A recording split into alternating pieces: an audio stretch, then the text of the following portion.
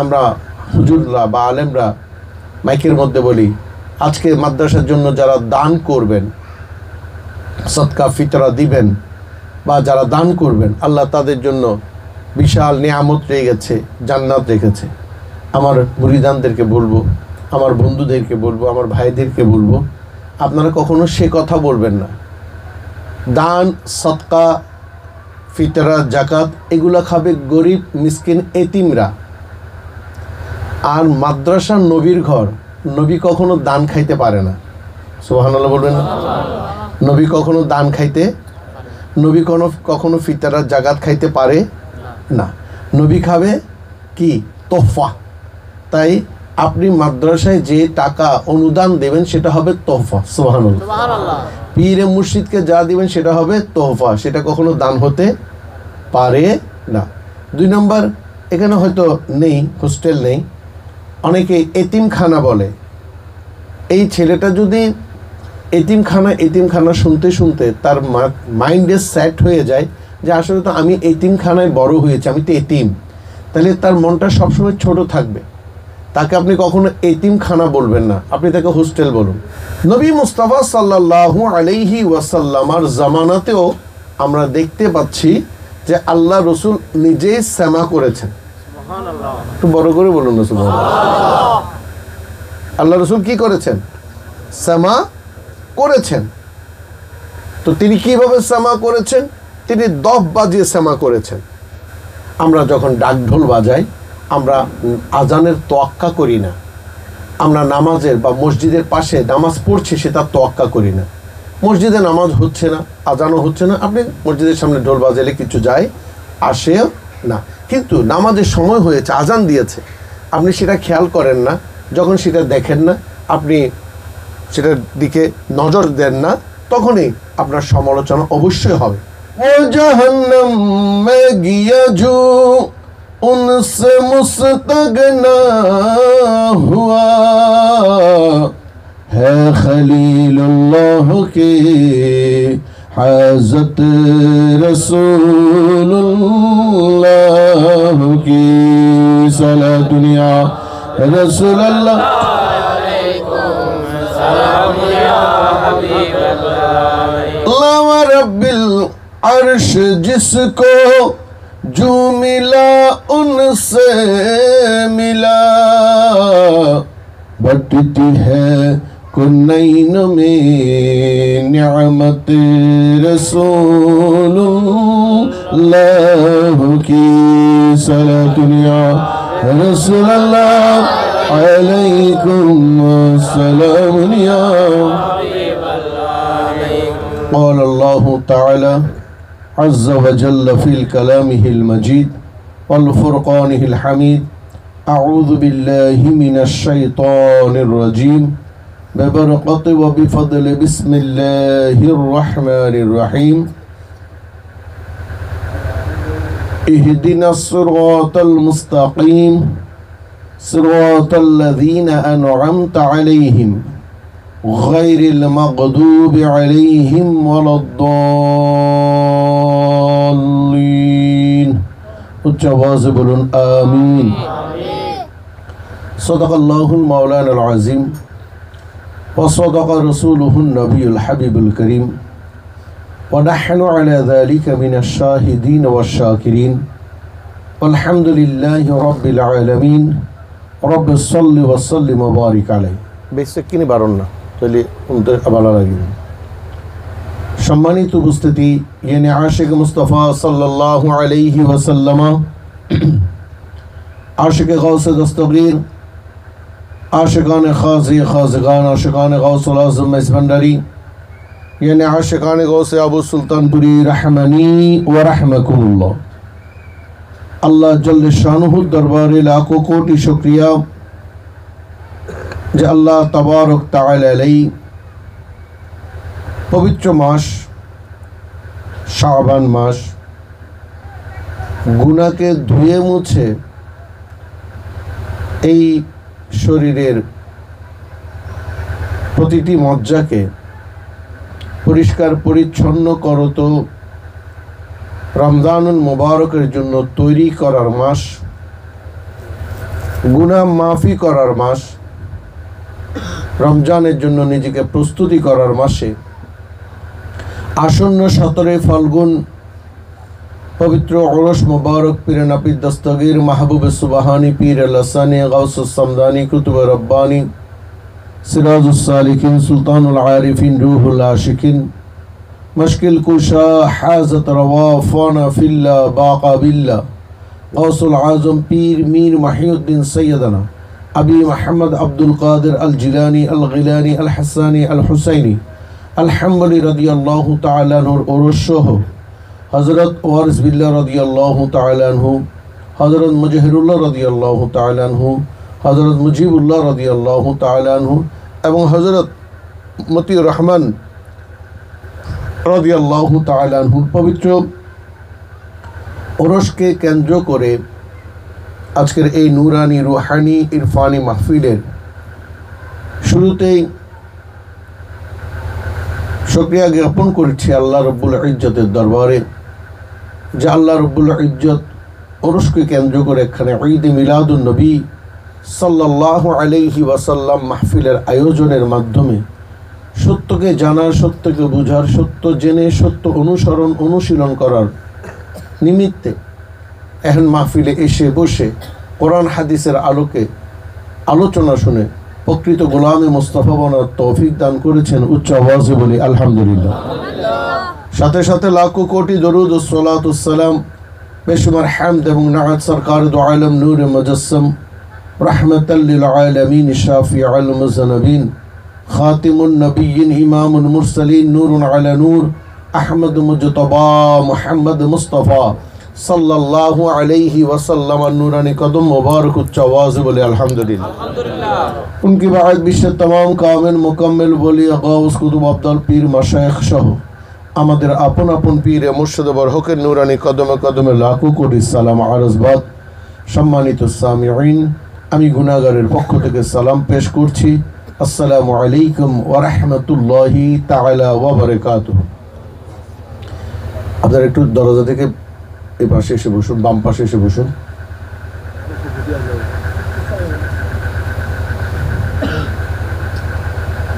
সম্মানিত উপস্থিতি,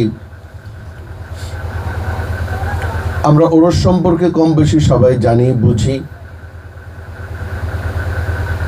ওরস এই শব্দটি ফার্সি শব্দ। এটাকে আপনি বিয়ে বলতে পারেন, একত্রিত হওয়া বলতে পারেন, মিলন মেলা বলতে পারেন। প্রশ্নটা হচ্ছে আমরা ওরস কেন করব? মূলত ওরসটা করা হয় আপন পীরের যে রুহানি সন্তানগণ রয়েছে, এই সন্তানগণ সেদিন একত্রিত হবে। যেমন আমরা ওরস করলে অনেকে রাগ করেন, তাদের রাগ করাটা স্বাভাবিক, তারা করলে হয়তো আমরাও রাগ করি। আমরা ওরস বলে একত্রিত হই, তারা সভা বলে একত্রিত হয়। আমরা ওরস বলে একত্রিত হই, তারা ইসলামী সম্মেলন বলে একত্রিত হয়। আমরা ওরস বলে একত্রিত হই, তারা এটাকে কি বলে, ইজতেমা বলে একত্রিত হয়। এখন প্রশ্নটা হচ্ছে এক একজন এক একভাবে হয় মানুষকে ধোঁকা দেই অথবা মানুষকে সৎপথে পরিচালিত করি। কেউ সুন্নতে বলে বা কোরআন হাদিসের কথা বলে তাদের স্বার্থ সিদ্ধির জন্য মানুষকে একত্রিত করে, আর কেউ ইসলাম বলে দলভুক্ত করে, আর আল্লাহর ওলিরা ওরস বলে মানুষকে আল্লাহর পথ দেখিয়ে দেয়। কিভাবে দেখিয়ে দেয়? একজন মুরিদ তার পীরের হাতে যখন বায়াত হয়, বায়াত গ্রহণ করার পর ওই মুরিদ আস্তে আস্তে পরিবর্তন হতে শিখে। তাকে পীর এমন কিছু শিক্ষা দেন, এমন কিছু তসবিহ তাহলিল নিয়ম নীতি তাকে বেঁধে দেন, যেগুলো প্রকৃত যারা মুরিদান তারা যদি অনুসরণ অনুশীলন অনুকরণ করে থাকে, তাদের জীবনের প্রতিপাদ্য বিষয় পর্যন্ত পরিবর্তন হয়ে যায়। এখন আপনি বলতে পারেন যে হুজুর, তাহলে কি নবী মুস্তাফা সাল্লাল্লাহু আলাইহি ওয়াসাল্লামের জামানায়, পরবর্তীতে সাহাবায়ে কিরামের জামানায়, এরপর তাবিঈন, তবে তাবিঈন, আইম্মায়ে মুস্তাহিদিন, মুহাক্কিকিন, ওলি আল্লাহ, পীর মাশায়েখ, যাদেরই কথা আমরা বলি না কেন, তাদের কাছে যারাই যাবে তারাই কি পরিবর্তন হবে? আমি সে কথা কখনো বলবো না, কাশমিন কালিও না।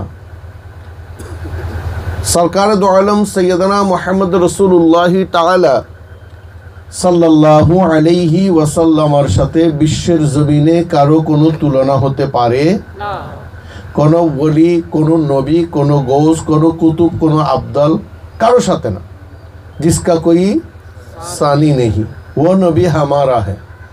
আমার নবী বেমিসাল, আমার নবী অতুলনীয়, আমার নবী হচ্ছে ইসলাম, আমার নবীর নামেই ধর্ম, আমার নবীর নামেই কর্ম, আমার নবীকে মানার নামেই অল ইন অল, সমস্ত কিছু আমার নবীর ভিতর নিহিত।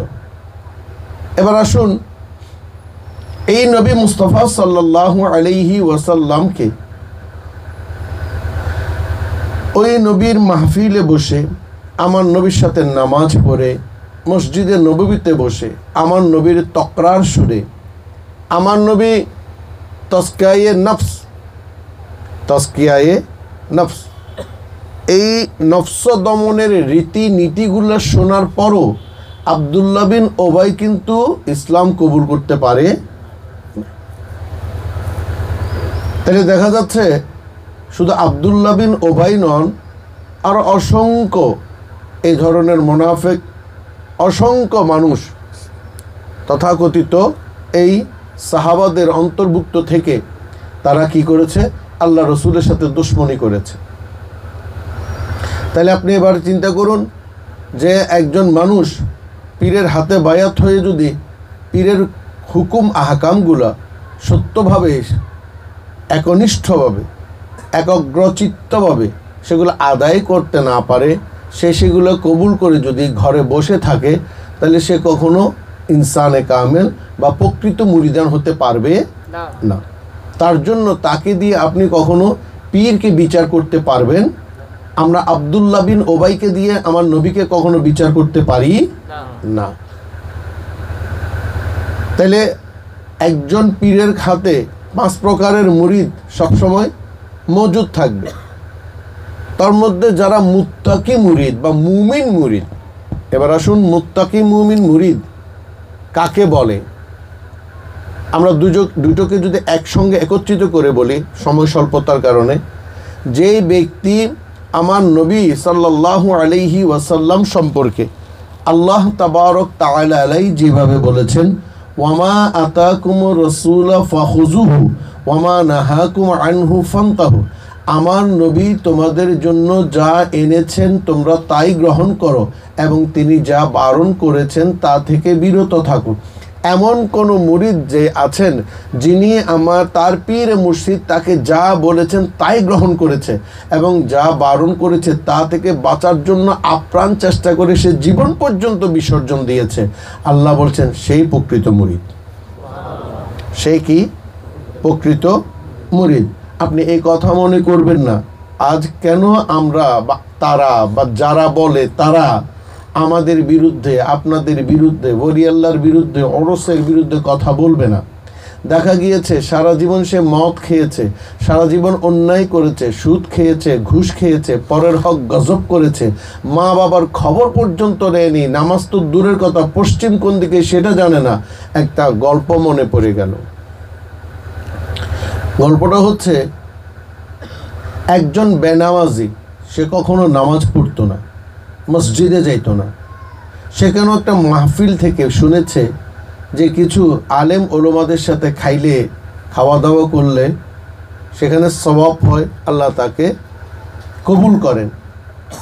এই কথা শোনার পর সে তার স্ত্রীর সাথে বসে আলোচনা করা শুরু করলো যে স্ত্রী, আমার খুব শখ হচ্ছে যে আমাদের মসজিদের খতিব এবং মুয়াজ্জিন সাহেবকে একটু দাওয়াত করে খাওয়াবো। আমি এখানে একটু কথা বাড়িয়ে বলবো, মসজিদের খতিব এটা খতিবের মতো হতে হবে। এটা কে হতে হবে? আমি আজকে বেশ কয়েক বছর প্রায় 20-25 বছর ধরে টেলিভিশন দেখার তেমন একটা সুযোগ হয় না, বা পুরো একটা সিনেমা দেখার সুযোগ হয় না, পুরো একটা নাটক দেখার সুযোগ হয় না। এক কথা বলতে গেলে টিভি থেকেও আমাদের নেই, অর্থাৎ আমরা চালুও করার সুযোগ পাই না। তো মাঝে মধ্যে আমরা ইউটিউব আমি দেখি মাঝে মধ্যে। তো তেমনি একটা ইউটিউবের মধ্যে একটা সিনেমা, কোন একটা অ্যারাবিক সিনেমা হবে, এটা অন্য দেশের। তো সেখানে একজন আলেম তিনি একটা মাদ্রাসা তৈরি করবেন, একটা নবীর বাগান তৈরি করবেন। এখন আমরা আমাদের এখানে আলহামদুলিল্লাহ রাব্বিল আলামিন বদর আউলিয়া মাদ্রাসা আছে, এখানে একটা সভা হয় না? সভা হয়, ওখানে দেখা যায় যে আমরা হুজুররা বা আলেমরা মাইকের মধ্যে বলি, আজকে মাদ্রাসার জন্য যারা দান করবেন, সদকা ফিতরা দিবেন বা যারা দান করবেন, আল্লাহ তাদের জন্য বিশাল নিয়ামত রেখেছে, জান্নাত রেখেছে। আমার মুরিদানদেরকে বলবো, আমার বন্ধুদেরকে বলবো, আমার ভাইদেরকে বলবো, আপনারা কখনো সে কথা বলবেন না। দান, সদকা, ফিতরা, জাকাত এগুলা খাবে গরিব মিসকিন এতিমরা। আর মাদ্রাসা নবীর ঘর, নবী কখনো দান খাইতে পারে না। সুবহানাল্লাহ বলবেন না? নবী কখনো দান খাইতে, নবী কখনো ফিতরা জাকাত খাইতে পারে না। নবী খাবে কি? তোহফা। তাই আপনি মাদ্রাসায় যে টাকা অনুদান দেবেন সেটা হবে তোহফা। সুবহানাল্লাহ। পীর মুর্শিদকে যা দিবেন সেটা হবে তোহফা, সেটা কখনো দান হতে পারে না। 2 নম্বর, এখানে হয়তো নেই, হোস্টেল নেই, অনেকে এতিমখানা বলে। এই ছেলেটা যদি এতিমখানা শুনতে শুনতে তার মাইন্ডে সেট হয়ে যায় যে আসলে তো আমি এতিমখানায় বড় হয়েছি, আমি তো এতিম, তাহলে তার মনটা সবসময় ছোট থাকবে। তাকে আপনি কখনো এতিমখানা বলবেন না, আপনি তাকে হোস্টেল বলুন। সে মাদ্রাসায় থাকে এই কথা বলুন, সে আপনার ভাই আমার ভাই বলুন। তাহলে দেখা যাবে তার মাইন্ডে, মনের মধ্যে একটা যে ছোট মনা, সেটা থেকে সে বেরিয়ে আসবে। সে বুঝতে শিখবে, জানতে শিখবে যে আমি আর 10 জনের মতো মানুষ হয়েছে। সুবহানাল্লাহ। সে যাক, ওই আলেম তিনি একটা মাদ্রাসা তৈরি করবেন মানুষকে কোরআন হাদিসের শিক্ষা দান করার নিমিত্তে। এমন সময় একজন সরকারি কর্মচারী তিনি তার সাথে সাক্ষাৎ করতে গেলেন, এক থলে স্বর্ণের টাকা নিয়ে, কয়েন নিয়ে। যাওয়ার পর তারা আলোচনা করলো যে জানতে পারলাম আপনি নাকি মাদ্রাসা তৈরি করতে চাচ্ছেন, আপনি মাদ্রাসায় পড়িয়ে মানুষকে সুশিক্ষিত করতে চাচ্ছেন। ভাই, আমি আপনার এই কর্মে উদ্বুদ্ধ হয়েছি, খুশি হয়েছি, আমারও খুব ইচ্ছে হচ্ছে আপনার তৈরিকৃত মাদ্রাসায় আমিও যেন শরিক হতে পারি। এই বলে সে তার কয়েন মানে পয়সার থলিটা তার সামনে দিল। সেখান থেকে 2-1 পয়সা বের হয়ে আসলো। বের হয়ে আসার পর ওই আলেম, একটু খেয়াল করুন, বেশিক্ষণ সময় নিব না ইনশাল্লাহ। ওই আলেম সেখান থেকে একখানা কয়েন তুলে নিলেন। কয়েন তুলে বললেন, ভাই আমি একটা মাদ্রাসা তৈরি করতে চাচ্ছি, ওই মাদ্রাসা থেকে যেই সন্তান, যে স্টুডেন্ট বের হবে, যে আলেম বের হবে, তার মধ্যে যেন আমিত্ব, অহংকার, লোভী, হিংসা, হাসদ বা কোনো কিছু না থাকে। সে এমন একটা মাদ্রাসা তৈরি করব, এমন একটা মাদ্রাসায় তাদেরকে আমরা শিক্ষা দেব যেখান থেকে সে সব কিছুকে ভুলে গিয়ে আল্লাহ এবং আল্লাহ রসুলকে অন্তরে ঠাঁই দেয়। তোমার এই পয়সা, তোমার এই কয়েন, এই সোনার কয়েন দিয়ে যদি আমি মাদ্রাসা তৈরি করি এবং সেখানে যদি সন্তানদেরকে পড়াই, ছাত্রদেরকে পড়াই, তবে তাদের অন্তরের মধ্যে স্বর্ণের মোহরের প্রতি মায়া জমে যাবে, কারণ তোমার এই পয়সা হালালের পয়সা না। তাইলে দেখুন আলেম কাকে বলে, যে আলেম হালাল হারামকে ফরক করে চলতে পারে, যে আলেম 1000 কোটি টাকা তার সামনে আসার পরও সেটা হালাল কি হারাম জেনে সেটা গ্রহণ করবে না, আমরা তাদেরকে খতিব বলে থাকি। যে খতিবের কোনো লোভ নেই, তার একটা মাত্র লোভ, তার নিয়ত থাকবে একটা, আমি ছলে বলে কৌশলে আমার মুসল্লিদেরকে যেন গোলামে মুস্তাফা তৈরি করতে পারি।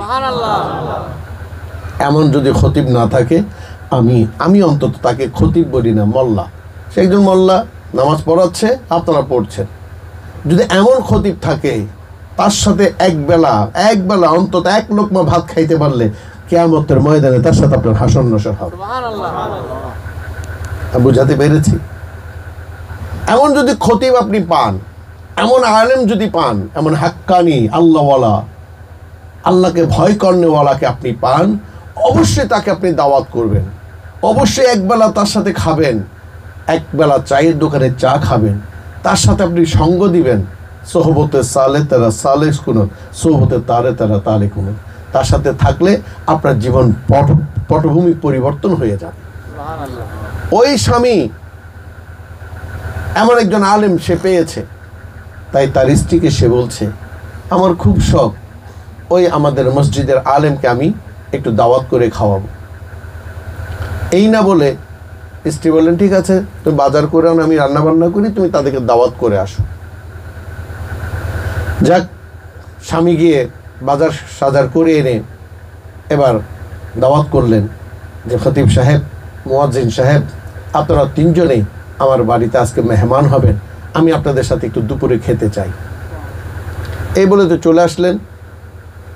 খতিব সাহেব মনে মনে ভাবছেন, এই ব্যক্তির তো কখনো মসজিদে দেখি নাই। একজন খতিবের উচিত অন্তত মহল্লার প্রত্যেকটা মানুষকে চিনে রাখা।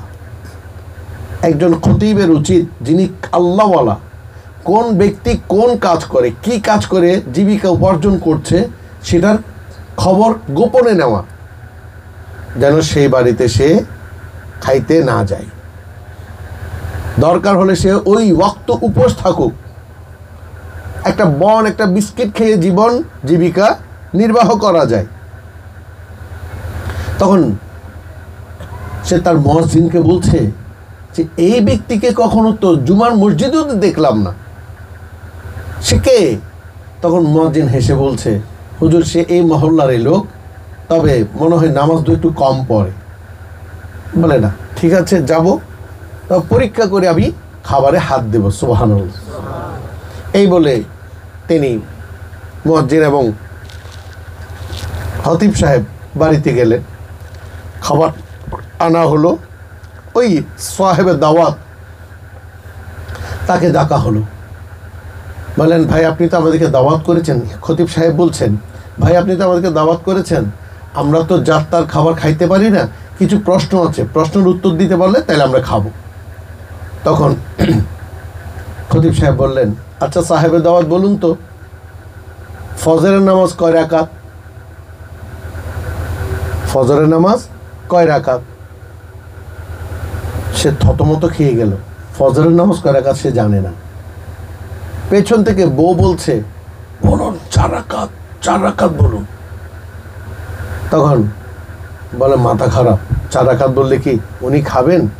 বলে হবে 10-12 রাকাত।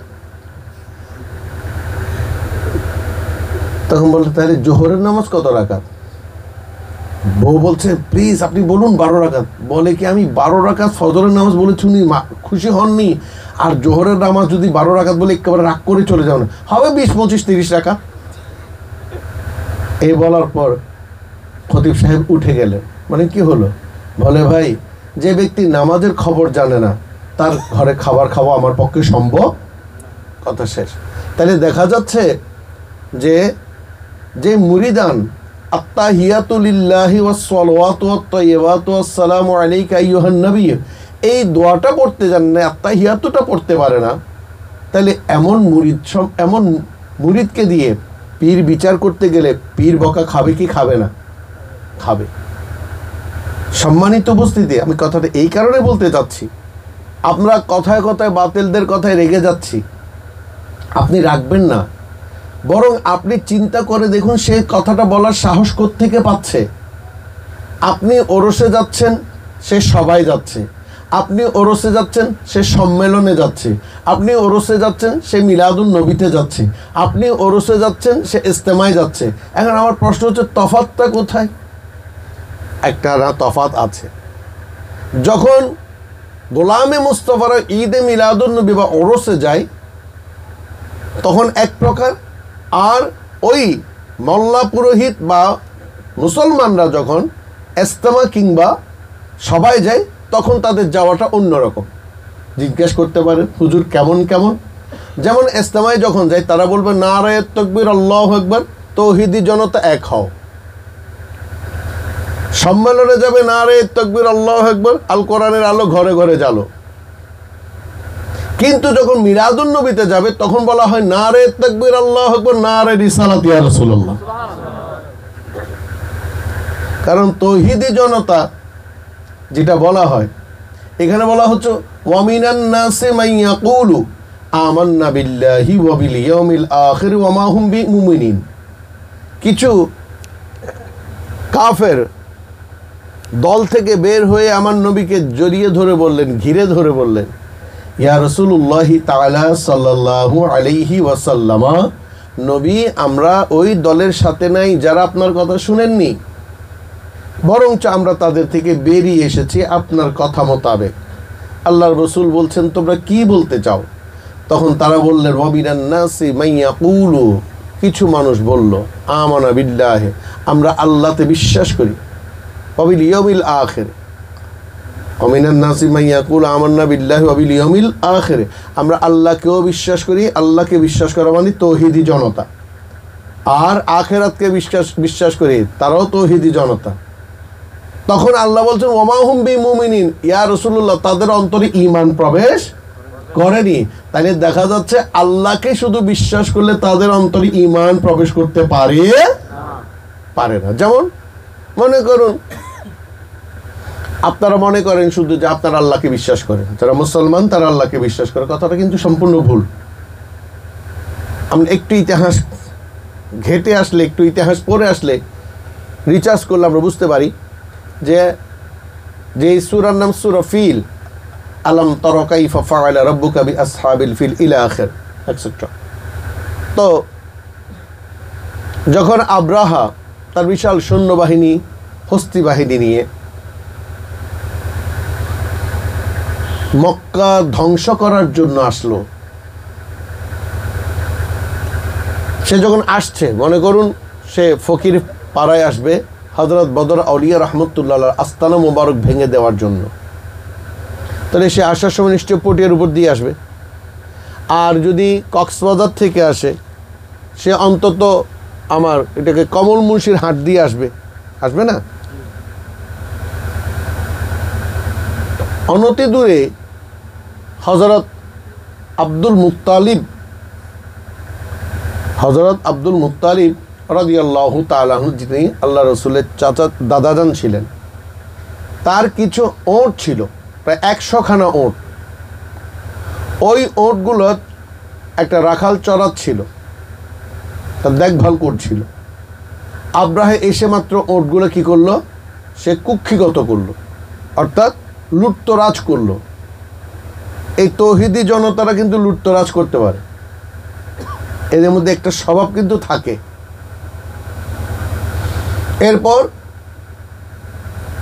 লুটতরাজ করে যখন সে ওটগুলো কুক্ষিগত করছিল, তখন ওই রাখাল দৌড়ে এসে আব্দুল মুত্তালিবের কাছে আসলেন, বলেন হে আব্দুল মুত্তালিব, আপনার ওট জনৈক বাদশাহ তার বিশাল লস্কর নিয়ে এসছে, আপনার ওটগুলো সে কি করেছে? দখল করেছে, সে হাইজ্যাক করেছে। এ কথা বলার পর আব্দুল মুত্তালিব একটু অবাক হলেন। তিনি দৌড়ে এসে খানাই কাবার দরজার সামনে এসে, তার হাতে খানার চাবি ছিল, যে চাবিটা ছিল খানাই কাবার দরজা। সুবহানাল্লাহ। তখন উনি ওই খানাই কাবার দরজা ধরে বললেন হে আল্লাহ, তার মানে তিনি আল্লাহকে বিশ্বাস করতেন,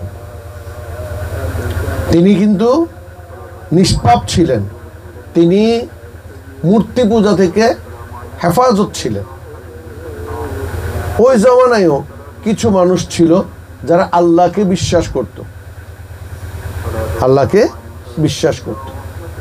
তিনি বললেন, হে আব্দুল্লাহ, হে আল্লাহ, আমার কাজ ছিল আপনার চাবি সংরক্ষণ করা, আপনার ঘর হেফাজত করা আমার পক্ষে সম্ভব নয়। আপনি বলেছেন আপনার ঘর আপনি হেফাজত করবেন, আমি চাবি রেখে যাচ্ছি, আপনার ঘর আপনি হেফাজত করুন। এই ঘর হেফাজত করার দায়িত্ব আমার নয়, বরং এটার চাবি রাখার দায়িত্ব আমার ছিল। আমরা একটু চুপ করে আজানটা শেষ হোক। আপনি খ্রিস্টানদের দিকে তাকালে দেখবেন তারা গড আল্লাহ যে আছেন সেটা বিশ্বাস করে, কিন্তু মোহাম্মদকে বিশ্বাস করে না। আপনি হিন্দুদের কাছে আসেন, দেখবেন তারা একে ভিন্ন দ্বিতীয় নাস্তিক, এক খোদাকে মানে কিন্তু অন্য কাউকে আর মানে না, মোহাম্মদকে তারা মানতে পারে না। বৌদ্ধরা তারা আল্লাহকে মানে, বৌদ্ধকে তারা পরবর্তীতে তাদের গুরু মানে, কিন্তু নবীকে মানে না। ঠিক তেমনি যে ব্যক্তি নবী মুস্তাফা সাল্লাল্লাহু আলাইহি ওয়াসাল্লামকে মানার মতো মানতে পারে না, তারা হচ্ছে তৌহিদি জনতা। এই তৌহিদি জনতারা ভুল করতে পারে। এই তৌহিদি জনতাদের দলভুক্ত যদি আপনি হতে চান, এখানে মুহাম্মদের খুশবু আপনি পাবেন, আর যেখানে মুহাম্মদের খুশবু নাই সেটা প্রকৃত ইসলাম হতে পারে। এই কথা বিশ্বাস করেন আপনারা? চিন্তা করে দেখবেন, আপনি চিন্তা করে দেখুন। যদি চিন্তা করতে না পারেন, আমি এখানে আয়াতুল করিম আপনাদেরকে ছুড়ে দিয়ে যাচ্ছি। আল্লাহ বলছেন, কুলিন কুনতুম তুহিব্বুনাল্লাহ, আপনি বলুন ইয়া রাসূলুল্লাহ, তোমরা যদি আল্লাহর ভালোবাসা চাও, ফাত্তাবিউনি, আমি নবীর ইতাআত করো।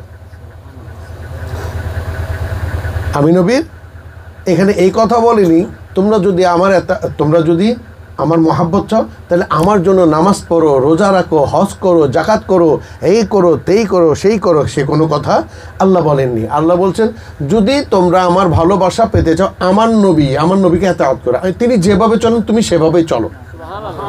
তাহলে আল্লাহ কতটুকু নবীকে ভালোবেসেছেন যে ভালোবাসার কোনো শেষ নেই। ওই জন্য আল্লাহ বলছেন, ওমা আতাকুমুর রাসূল, আমার নবী যা এনেছেন তাই গ্রহণ করো, ওমা নাহাকুম আনহু ফান্তাহু, আমার নবী যা বারণ করেছে তা থেকে বিরত থাকো। তাহলে সেখানেও নবীর প্রেম ছাড়া আর কিছু বোঝা যাচ্ছে না। এবার আসুন একটু সূরা হুজুরাতে যাই। ওখানে দেখা যাবে আল্লাহ বলছেন, সাবধান, আমার নবীর সামনে পশ্চাদে তুমি হাঁটিও না, আমার নবীর হুজুরা শরীফের সামনে গিয়ে উচ্চ আওয়াজে কথা বলবা না। যদি তুমি উচ্চ আওয়াজে কথা বলো, তোমার আমলনামা শেষ হয়ে যাবে, তোমার সমস্ত আমলনামা শেষ হয়ে যাবে। সূরার নাম কি বলেছি? সূরা হুজুরাত। মেহেরবানি করে পড়ে দেখবেন, সব কিছু তো আর তকরিরে বলা যাবে না। ইনশাল্লাহ আমরা তস্করা মাহফিলে প্রয়োজন আমরা হুজুরাত সম্পর্কে আলোচনা করব। ওই হুজুরাতে, সূরা হুজুরাতে আল্লাহ বলছেন, হুজুরাত মানে আমরা যেটাকে বৈঠকখানা বলি বা পীর মুর্শিদের হুজুরা শরীফ বলি, এই হুজুরা শরীফের নামই হুজুরাত। ওখানে আল্লাহ বলছেন, আমার নবীর আওয়াজের উপর আওয়াজ করো না। আমার নবী যদি বলে আপনি কেমন আছেন, তুমি এভাবে বলো না যে আমি ভালো আছি, অর্থাৎ আওয়াজটা যেন আমার নবীর আওয়াজের উপরে না হয়। ইয়া বারেলাহি, যদি আপনার নবীর আওয়াজের উপরে হয় অসুবিধা কি? বলে তোমার আমল কোন দিকে বিনষ্ট হবে তুমিই জানো না, অর্থাৎ আমি আমলকে বিনষ্ট করে দেব। তাহলে দেখা যাচ্ছে যে পুরো কোরআন শরীফটা আপনি একটু ভালো করে পড়ে দেখবেন, জিকিরে মুস্তাফা ছাড়া আর কিছু নেই। তাই হাকিকতান আহলে সুন্নাত ওয়াল জামাতের একটা স্লোগান হচ্ছে নারায়ে তাকবীর নারায়ে রিসালাত। নারায়ে তাকবীর নারায়ে রিসালাত, এই স্লোগানটা কাদের? গোলামে মুস্তাফা। যারা গোলামে মুস্তাফা তারা তৌহিদি জনতাও বটে, কিন্তু যারা তৌহিদি জনতা তারা গোলামে মুস্তাফা নয়। আমি আবারও বলছি, যারা গোলামে মুস্তাফা তারা তৌহিদি জনতাও বটে। এই কারণে যে মুহাম্মদ রাসূলুল্লাহ সাল্লাল্লাহু আলাইহি ওয়াসাল্লামকে ইমামুল মুরসালিন, রাহমাতাল লিল আলামিন, খুলুকুল আজিম, হুসনুল খুলুক, এই সমস্ত লকব, রাহমাতাল লিল আলামিন, এই সমস্ত লকব দয়া মেহেরবানি দিয়ে যিনি পাঠিয়েছেন তিনি দিচ্ছেন তৌহিদ, লা ইলাহা ইল্লাল্লাহ। আর যাকে পাঠিয়েছেন তার নাম মুহাম্মদ রাসূলুল্লাহ সাল্লাল্লাহু আলাইহি ওয়াসাল্লাম। দুইয়ের সমন্বয়ের নাম হচ্ছে লা ইলাহা ইল্লাল্লাহু মুহাম্মাদুর রাসূলুল্লাহ সাল্লাল্লাহু আলাইহি ওয়াসাল্লাম। এখন তৌহিদি জনতা বললে সেখানে শুধু আসবে লা ইলাহা ইল্লাল্লাহ মুহাম্মাদুর রাসূলুল্লাহ আসে না। আর যদি বলে যে না আমরা গোলামে মুস্তাফা, তাইলে আসবে লা ইলাহা ইল্লাল্লাহ মুহাম্মাদুর রাসূলুল্লাহ একসঙ্গে যুক্ত হয়ে। সুবহানাল্লাহ। তাই আমাদের স্লোগানটা হয় নারায়ে তাকবীর আল্লাহু আকবার, নারায়ে রিসালাত ইয়া রাসূলুল্লাহ। আবার নারায়ে রিসালাত বলে যখন আমরা বলি, তখন আল্লাহ রসুল বলছেন, আল্লাহ বলছেন শুধু নারায়ে রিসালাত বললেও হবে না। ওরে আল্লাহ, আরেক ভেজাল, আবারও ভেজালে পড়লাম। ইয়াবার ইলাহি, নারায়ে তাকবীর বললাম, নারায়ে রিসালাত বললাম, আরো কি লাগে? বলে কুল লা আসআলুকুম আলাইহি আজরান ইল্লা মুআদ্দাতা ফিল কুরবা। সুবহানাল্লাহ। ইয়া রাসূলুল্লাহ, আপনি বলে দিন এই নামাজ, এই আজান, এই কোরবান, ঈদ, এই জুমা, এই কোরআন, এই শবে কদর, শবে বরাত, শবে মেরাজ, অনেক নিয়ামত আমি আপনাকে আপনার মাধ্যমে আপনার উম্মতকে দিয়েছি। বিনিময়ে আমি কিছু চাই না, আমি আল্লাহ চাই আপনি নবীর আওলাদের মহাব্বত, আপনার নবী আওলাদের, আপনি নবীর আওলাদের জিকির, আপনি নবীর আওলাদের জিকির। আল্লাহ, তাহলে কি করতে হবে? বলে কেন, আমি তো শিখিয়ে দিয়েছি বিসমিল্লাহির রহমানির রহিম আত্তাহিয়াতু লিল্লাহি ওয়াস সালাওয়াতু ওয়াত তাইয়্যিবাতু পড়ার পর আমি তোমাকে শিখিয়ে দিইনি আল্লাহুম্মা সাল্লি আলা মুহাম্মাদিন ওয়া আলা আলি সাইয়্যিদানা মুহাম্মদ। বরকত বলে সুবহানাল্লাহ। যেখানে তোমার আমার নবীর জিকির হবে, সেখানে আহলে বাইতের জিকিরও হতে হবে। সুবহানাল্লাহ। সেখানে কিসের জিকির হতে হবে? আহলে বাইতের জিকিরও হতে হবে। তার মানে আল্লাহ রাসূল সাল্লাল্লাহু আলাইহি ওয়াসাল্লামের অন্যতম স্ত্রী, যার ঘরের মধ্যে আল্লাহ রসুল থাকলে কি হতেন? ওহী নাজিল হতেন। তার নাম হচ্ছেন উম্মাহাতুল মুমিনিনা আয়েশা সিদ্দিকা রাদিয়াল্লাহু তাআলা আনহা। উম্মাহাতুল মুমিনিনা আয়েশা সিদ্দিকা রাদিয়াল্লাহু তাআলা আনহা নিজে ফরমাচ্ছেন যে একদিন কিছু সাহাবা একটা মাহফিল থেকে কোথায় যাচ্ছেন? তাদের আপন আপন বাড়িতে চলে যাচ্ছেন। আমাদের মাহফিল শেষ হলে আমরা বাড়িতে চলে যাব না, আপন আপন বাড়িতে চলে যাচ্ছেন। আয়েশা সিদ্দিকা রাদিয়াল্লাহু তাআলা আনহা ডাক দিলেন, হে সাহাবা ইকরাম, হে আমার রুহানি সন্তানেরা, তোমরা কোথায় গিয়েছিলে, কোথায় যাচ্ছ? তারা বললেন, ইয়া আম্মাজান, আমরা একটা মাহফিলে গিয়েছিলাম, আমরা একটা জিকিরে মুস্তাফায় গিয়েছিলাম, এখন বাড়িতে যাচ্ছি। আমার মা বললেন, ওই জিকিরে মুস্তাফা কি আলীর জিকির হয়েছে, আহলে বাইতের জিকির হয়েছে?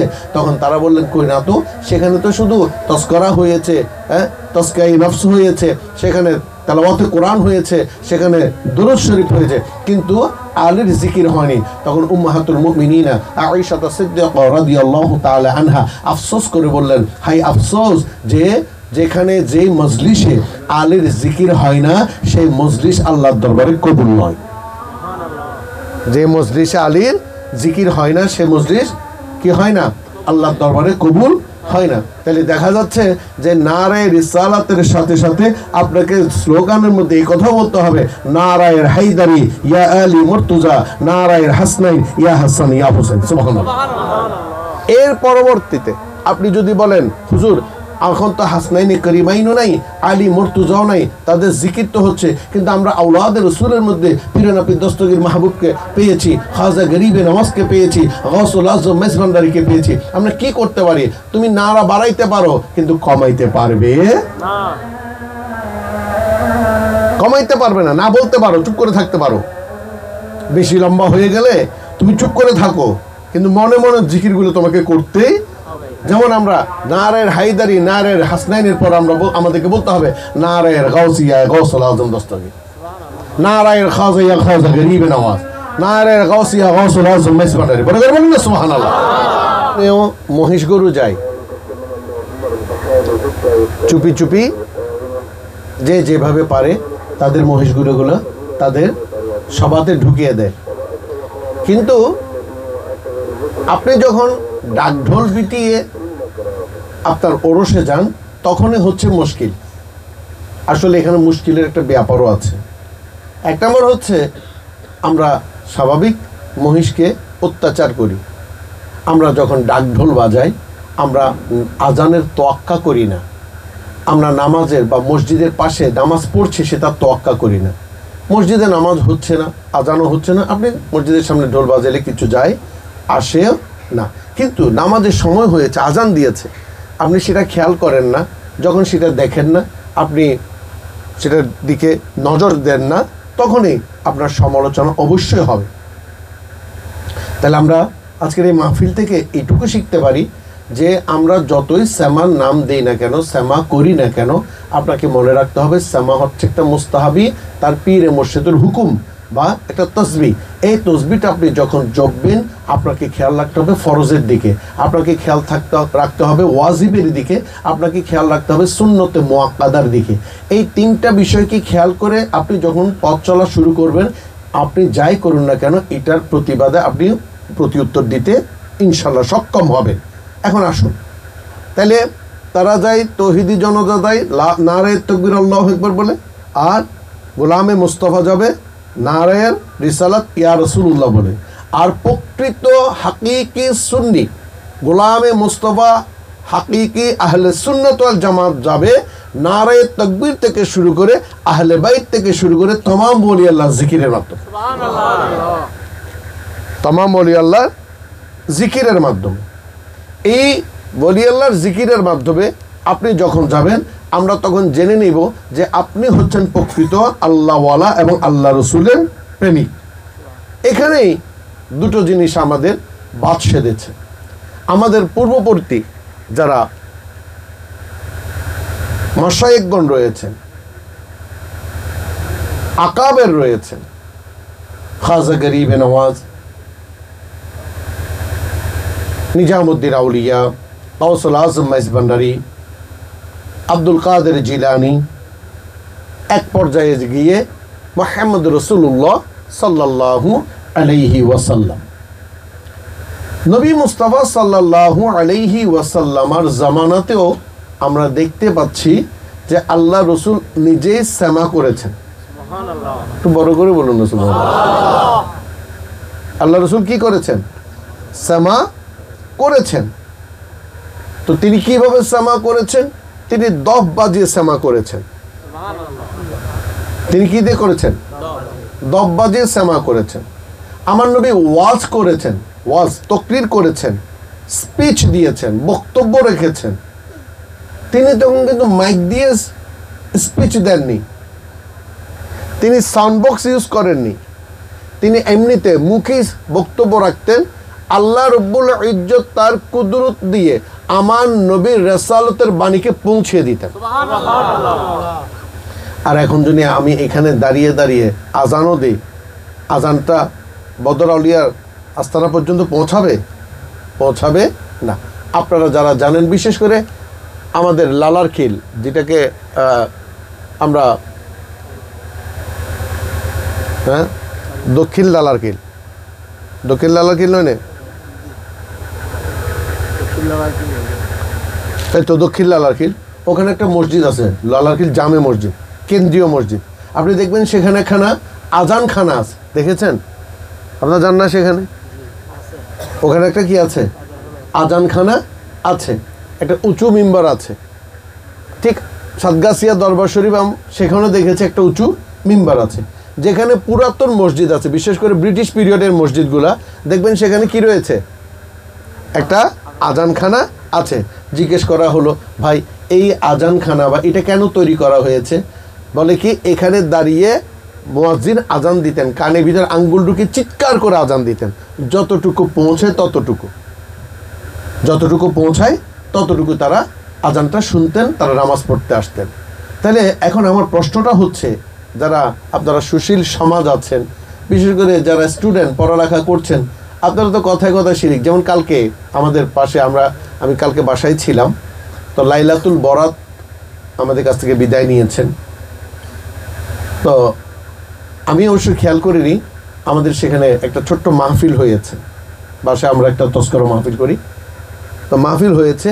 তো দুটো ছেলে এসে বললেন, বাবা এক মজার ঘটনা হয়েছে। বলে কি, যে আপনাদের পাশের মসজিদে হুজুর সাহেব ওয়াজ করতে করতে এক পর্যায়ে বললেন যে শবে বরাতের সময় অনেকে মোমবাতি জ্বালায় না, ঘরের আশেপাশে মোমবাতি জ্বালায়। প্লিজ আমার কথাটা একটু শুনুন, কারো প্রশ্ন থাকলে করতে পারেন, কিন্তু আমি আপনাদেরকে প্রশ্ন করব, আমার প্রশ্নটা একটু উত্তর দিলে খুব খুশি হব। যারা শিক্ষিত সমাজ আছে, আমার মতো মূর্খদেরকে আমি কিছু বলছি না। তো সে বলছে যে মোমবাতি জ্বালানোটা শিরিক। কি বলেছে?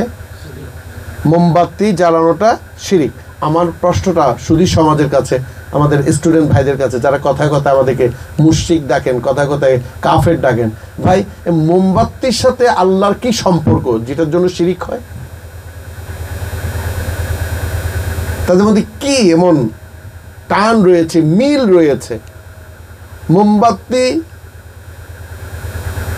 জ্বলতে জ্বলতে মোমকে গলিয়ে দেয়, আর আল্লাহ জিকির করতে করতে মানুষ আলোকিত হয়। এখন আলোকিত আর জ্বলে যাওয়া, গলে যাওয়ার সাথে কিসের সম্পর্ক?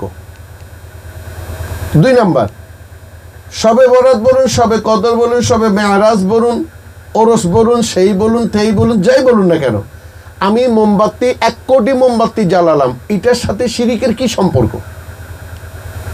এবং শিরিক কাকে বলে? কত বড় গণ্ড মূর্খ মোল্লা হলে, কত বড় গণ্ড মূর্খ মোল্লা হলে আমার মানুষকে এভাবে ধোঁকা দিয়ে যাচ্ছে। আর কত বড় MA পাস, BA পাস, সার্টিফিকেটধারী হলেও সে মূর্খতার মধ্যে আছে, তার প্রমাণ আমি কালকে পেয়েছি। তারা প্রশ্ন করলো না যে হুজুর মোমবাতির সাথে শিরিকের কি সম্পর্ক? আমি তো মোমবাতি জ্বালিয়েছি আমার রিলিংয়ে, বারান্দার রিলিংয়ে আমি মোমবাতি জ্বালিয়েছি, আমি মোমবাতি জ্বালিয়েছি আমার ঘরে, আমি মোমবাতি জ্বালিয়েছি রাস্তা, এটার সাথে শিরিকের কি সম্পর্ক? কেউ প্রশ্ন করেনি, অথচ সবাই মহাজ্ঞানী, সবাই ঠিক ঠিক বলে চিৎকার করেছে। চিন্তা করুন, এই ধরনের মোল্লার পেছনে নামাজ পড়লে নামাজ হবে? যে কোরআনের দোহাই দিয়ে, হাদিসের দোহাই দিয়ে মানুষকে ধোঁকা দেয়, মিথ্যে কথা বলে, অথচ ওই মসজিদখানা সরকারি নালার উপর তৈরি।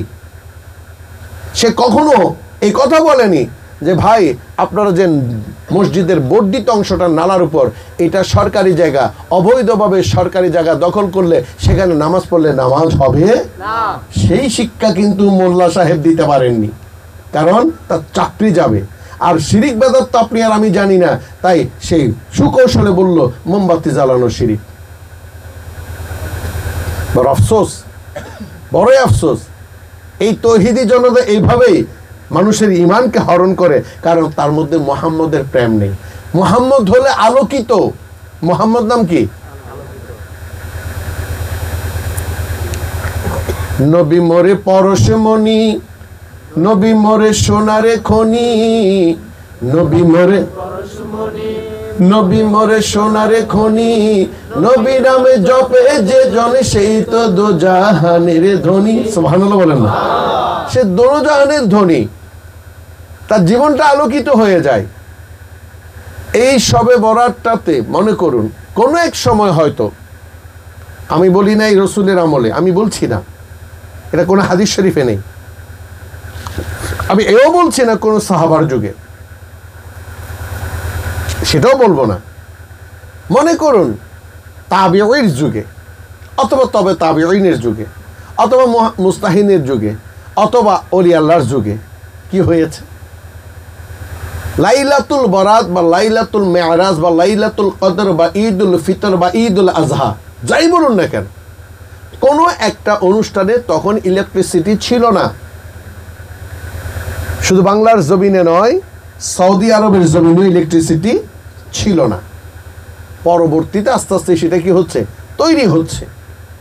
কোনো একজন ছেলে, কোনো একজন মেয়ে, কোনো একজন বৃদ্ধ অথবা কোনো একজন বৃদ্ধা, কোনো একজন আবাল নারী বা পুরুষ, সে পুকুরে যাইতে পারছে না বা পানি আনতে যাইতে পারছে না, সে একটা কুপি জ্বালিয়ে দিল রাস্তার মধ্যে। মানুষ আসা যাওয়ার জন্য কুপি জ্বালিয়ে দিল, ঘরে আলোকিত হওয়ার জন্য কুপি জ্বালিয়ে দিল। সে ভাবলো আজকে লাইলাতুল বরাত, এই রোড দিয়ে মানুষ যাবে, আমি কিছু কুপি জ্বালিয়ে দেই। কুপি মানে বুঝেন তো, মাটির কুপি। কুপি জ্বালিয়ে দেই, তাহলে মানুষের আনাগোনা যাওয়া আসা করতে সহজ হবে। আমি একটু কুপি জ্বালিয়ে দিই, তাহলে এই মসজিদটা আলোকিত হবে। যখন আলোকিত হলো, এইভাবে সে যখন আলোকিত করলো, তখন মনের মধ্যে একটা আনন্দ, একটা উৎসাহ, উদ্দীপনার সৃষ্টি হলো। তখন ওই জমানার হাক্কানি আলেমগণ, হাক্কানি আল্লাহর ওলি আল্লাহরাগণ চিন্তা করলেন, এই জন্য কুপি জ্বালালে তো কোনো অসুবিধা নাই, এটা দেখতে সুন্দর লাগে, মানুষের মনে আকৃষ্টতা সৃষ্টি হয়, একটা মানে খুশির উদ্রেক সৃষ্টি হয়, তাহলে এই ধরনের কুপি জ্বালাও, তাহলে মানুষের মনে কি হবে? জাগরণ সৃষ্টি হবে, আজকে লাইলাতুল বরাত। এটা শিরিক কি হলো? মামানা শিরিক। What is the definition of শিরিক? মোল্লা, তুমি তো শিরিকের অর্থ জানো না, তুমি শিরিকের অর্থ জানো না, তুমি মানুষকে ধোঁকা দিচ্ছ। শিরিক শব্দের একটাই অর্থ জেনে নিবেন, যে ব্যক্তি, কোনো ব্যক্তি যদি বলে এই লোকটাই আল্লাহ বা এই লোকটা আল্লাহর মতো, শেষ, সেটাকে শিরিক। সেটাই শুধু শিরিক। আমি তাকে সিজদা করছি, সে আল্লাহ বলে, শিরিক। বুঝতে পেরেছেন আমার কথা? কোনো ব্যক্তি যদি আল্লাহর সাথে শরিক করে, এটা কে করেছে? এটা ইনি করেছেন, অথচ করেছেন কে? আল্লাহ। এই সাগরটাকে সৃষ্টি করেছেন, আমার পীর সৃষ্টি করেছে, কবিরা গুনাহ। সে আল্লাহর সাথে শরিক করলো। এই ধরনের কোনো কিছুকে শরিক করার নাম শিরিক, বাকিগুলা শিরিক নয়। আমি নামাজ পড়ছি, নামাজ পড়ার জন্য উজু করেছি, আমি রুকু সিজদা কিয়াম করলাম, আমাকে প্রশ্ন করা হলো তুমি কেন নামাজ পড়েছো, কার উদ্দেশ্যে নামাজ? সে যদি বলে আমার পীর সাহেবকে সামনে রেখে নামাজ পড়েছি, পীর সাহেব হচ্ছে আমার খোদা, পীর সাহেব হচ্ছে আমার রসুল, সেটা কি হবে? শিরিক হবে। এখন উজু নাই, উত্তর দক্ষিণ পূর্ব পশ্চিম নাই, এমন ব্যক্তি যদি কোনো পীর মাশাইখকে সিজদা করে, সেটা কখনো আল্লাহর জন্য সিজদা হতে পারে না, সেটা হবে তাজিম। সেটা কি? তাজিম। এই হচ্ছে, আমরা যখন তাজিম করে তাদের মাথা খারাপ হয়ে যায়। আমরা নারে রিসালাত বললে যেখানে তাদের মাথা খারাপ হয়, সেখানে তো তাজিম করলে এমনিতে হবে, ঠিক না বেঠি? যারা নবীকে মানতে পারে না, সেখানে অলিকে মানা তো অসম্ভব।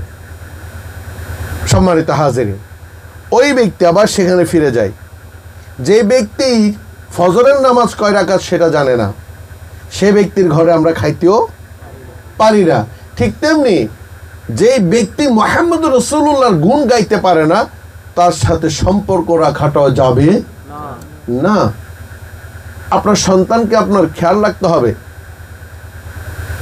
আজকে তারা স্কুল দিচ্ছে, কলেজ দিচ্ছে, ইউনিভার্সিটি দিচ্ছে, মাদ্রাসা দিচ্ছে, আজকে তারাই মসজিদ দিচ্ছে, মসজিদ থেকে আপনাদের সুন্নি আলেমকে বের করে দিচ্ছে, আপনারা চুপ করে আছেন। আজকে তারাই মিলাদুন নবী, কত বড় বাটপার, বেঈমান, বেওফা, মুনাফিক, আব্দুল্লাহ বিন উবাই, ইয়াজিদের বংশধর, তারা মিলাদুন নবীর নাম দিয়ে সেখানে কি দুশমনে মোস্তফা তৌহিদি মৌলানা এনে সেখানে তকফির করিয়ে নিয়ে যাচ্ছে। আপনি বুঝতে পারছেন না, কারণ আপনার পীর আছে, কিন্তু আপনি আমলের মধ্যে নেই। আপনার যদি পীর এবং আমল দুটো একসঙ্গে থাকতো, আপনাকে কখনোই মানুষ হটাইতে পারতো না। আজকে আপনি পীরের কোল ফেরেল, আপনার পীরের হুকুম মোতাবেক চলছেন না। পীর আপনাকে যে সবক দিয়েছে, যে নীতি দেখিয়ে দিয়েছে, পীর আপনাকে আত্তাহিয়াতু শিখাতে আনেননি। পীর আপনাকে আল্লাহুম্মা সাল্লি আলা মুহাম্মদ সূরা ইব্রাহিম শিখাতে আনেননি। পীর আপনাকে নিয়ত শিখাবেন না, আপনি এগুলো আগে শিখে এসেছেন। পীর আপনাকে শেখাবে যে তরিকত সালাত কোনটা, তরিকতের উজু কোনটা। উপরে উজু করাটা হচ্ছে শরীয়তের উজু, উপরের যাই নামাজ বিছিয়ে নামাজ পড়াটা শরীয়তের নামাজ, আর ভিতরে পরিষ্কার পরিচ্ছন্ন করে ভিতরের অন্তরটাকে আল্লাহর দিকে মতওয়াজ্জু করার নাম হচ্ছে তরিকতের নামাজ। সেই শিক্ষাগুলো আপনাকে দিবে। আপনি বিদেশে যাইতে পারছেন না, এটার জন্য পীরের দোয়া ছাড়া আর কিছুই নেই। আপনার ছেলে হচ্ছে না, পীর আপনাকে দোয়া করবেন। আপনার অসুস্থতা বোধ করছেন, পীর আপনাকে দোয়া করবেন। এইটুকু হচ্ছে পীরের কাজ, বাকিগুলো পীরের কাজ নয়। আজ আপনি আর আমি আমাদের ভুলের কারণে, আমাদের অসুন্দর চলা চরিত্রের কারণে আমরা যখন ওই মহিষকে গুতাগুতি করি, আমরা যখন নামাজের দিকে খেয়াল রাখি না, আমরা যখন ইবাদতের মূল্যায়ন করতে পারি না, তখনই তারা আমাদেরকে ব্লেম করে, আমাদের উপর তহমত ছড়িয়ে দেয়। ওই তহমতটা গিয়ে কার গায়ে পড়ে? পীর সাহেবের গায়ে পড়ে। তখন সেটা কিন্তু আটকানো আর সম্ভব নয়। সম্মানিত উপস্থিতি, আসুন আরেকটু কথা বাড়িয়ে বলি। এই ওরস তারা সম্মিলিত হয় কোরআন হাদিসের আলোকে আলোচনা শোনার জন্য। সম্মেলন কোরআন হাদিসের আলোকে আলোচনা শোনার জন্য। বিশ্ব ইজতেমা কোরআন হাদিসের আলোকে আলোচনা শোনার জন্য, কিন্তু দেখা যায় সেখানে নবীর খুশবু পাওয়া যায় না। আর ঈদে মিলাদুন নবী সাল্লাল্লাহু আলাইহি ওয়াসাল্লাম, ওরসুন নবী, ওরস ওয়ালি, আপনি এখানে যখন যাবেন সেখানে আল্লাহ রসুলের সুন্নতে ভরাগুলো পাবেন। এক, প্রত্যেক আল্লাহর ওয়ালির দরবারে নামাজ হয়। দুই, প্রত্যেক আল্লাহর ওয়ালির দরবারে জিয়ারত হয়। তিন, প্রত্যেক আল্লাহর ওয়ালির দরবারে তেলাওয়াতে কোরআন হয়। চার, প্রত্যেক আল্লাহর ওয়ালির দরবারে মিলাদুন নবী জারি থাকে। পাঁচ, প্রত্যেক আল্লাহর ওয়ালির দরবারে তস্করা হয় বা ওয়াজ কালাম হয়। ছয়, প্রত্যেক আল্লাহর ওয়ালির দরবারে তুতঈমুত-তাআম, খাওয়া দাওয়ার ব্যবস্থা হয়। ঠিক না বা ঠিক? তাদের মধ্যে এগুলো একসঙ্গে আপনি পাবেন। প্রত্যেক ওয়ালির দরবারে লেনা দেনা হয়, লেনা দেনা হয়। যখন একজন মুরিদ পীরের হাক্কানি কথাগুলোকে অন্তরে ধারণ করে নিজের জীবনে প্রতিফলন ঘটায়, পীর তখন বুঝতে পারে আমার এই মুরিদানের স্তর উঠে গেছে, সে আর সাধারণ মানুষের মতো নয়, আল্লাহ তাকে কবুল করেছেন। রাদিয়াল্লাহু আনহুম ওয়া রাদু আনহু, তার উপর আল্লাহ রাজি হয়েছেন, সেও আল্লাহর উপর রাজি হয়েছে, তখন তাকে খেলাফত দেওয়া হয়। তার মাধ্যমে ইসলামের প্রচার প্রসার করানো হয়, তার মধ্যে কশফ কারামতের সৃষ্টি হয়, তার মধ্যে ইলমে লদুন্নির উৎপত্তি হয়। আর যেই মুরিদান আব্দুল্লাহ বিন উবাইয়ের মতো মুনাফিকি করে, তার কারণে আজ দরবার বিপন্ন, তার কারণে আজ দরবার কলঙ্কিত, তার কারণে দরবারে আজকে বিভিন্ন রকমের কথা হচ্ছে। সে মায়ের সেবা করে না, সে নামাজ পড়ে না, সে রোজা রাখে না, সে হজের তৌফিক থাকা সত্ত্বেও হজ করে না, অথচ পীরের দরবারে বড় বড় মহিষ নিয়ে যাচ্ছে, গরু নিয়ে যাচ্ছে। আমরা পীর সাহেবরা সেগুলো গ্রহণ করছি। এইটাই হচ্ছে আমাদের জন্য বড় কাল। এটা হচ্ছে যে পীর মহিষের আশা নিয়ে বসে থাকে, মুরিদানের আশা নিয়ে বসে থাকে, ওই একজন পীরকে কেন্দ্র করে সমগ্র পীরকে এই বাতল্লা কি বলছে, ভণ্ড বলে ঘোষণা করছে। তোমাদের মধ্যে কি এমন ভণ্ড মৌলানা নাই? আমরা তোমাদেরকে ভণ্ড বলি না কেন জানো? কারণ তোমাদের নিয়ে আলোচনা করাটা আমাদের জন্য বাতুলতা ছাড়া আর কিছুই নয়। আমাদের সময় পাস মনে করি, তোমাদের আলোচনা করাটাই আমাদের জন্য বোকামি মনে করি। আমরা এতক্ষণ পর্যন্ত যা আলোচনা করেছি শুধু তোমাদেরকে চিনিয়ে দিলাম এই কারণে, তোমাদের মতো ব্যক্তির সাথে কোনো সম্পর্ক আমাদের নাই। তোমাদের আলোচনা তো দূরের কথা, তোমাদেরকে নিয়ে কথা বলারও কোনো সুযোগ আমাদের নাই। সম্মানিত উপস্থিতি, আমরা ওরসে যাই। ওরসে যাওয়ার নিয়ম আমরা অনেকবার বলেছি, আজ একটু করে বলবো। আপনি নিয়ত করবেন। আপনি নিয়ত করবেন কখন? আগে আপনি ভালো করে অজু করে নেবেন। সরকার দু আলম সৈয়দনা মুহাম্মদ রাসূলুল্লাহ, এটা মুত্তাফাকুন আলাই হাদিস, বুখারী এবং মুসলিমে রয়েছে। আল্লাহ রসুল বলছেন, যেই ব্যক্তি উত্তম রূপে উজু করলো, আপনি শুধু এইটুকু ধুয়ে চলে আসলে হবে না।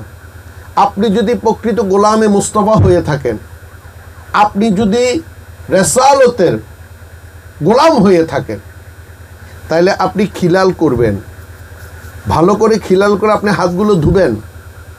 আপনি ভালো করে গুলকুচি করে আপনি কুলি করবেন।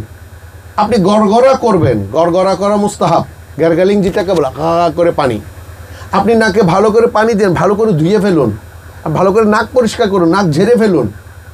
আপনি ভালো করে মুখ ধৌত করুন, এক হাতে ধৌত করুন, আপনি কনুই পর্যন্ত ধৌত করুন, ভালো করে আপনি ধুয়ে যখন ধুবেন, আল্লাহ রসুল বলছেন সে জান্নাতের 8টি দরজা যে কোনো একটা দরজায় ঢুকতে পারবে। তাহলে আপনি জান্নাতকে কনফার্ম করে ফেললেন। এবার নিয়ত করুন, আমি জান্নাতের আশায়ও নয়, জাহান্নামের ডরেও নয়, রাসূল আপনাই ভালোবাসি,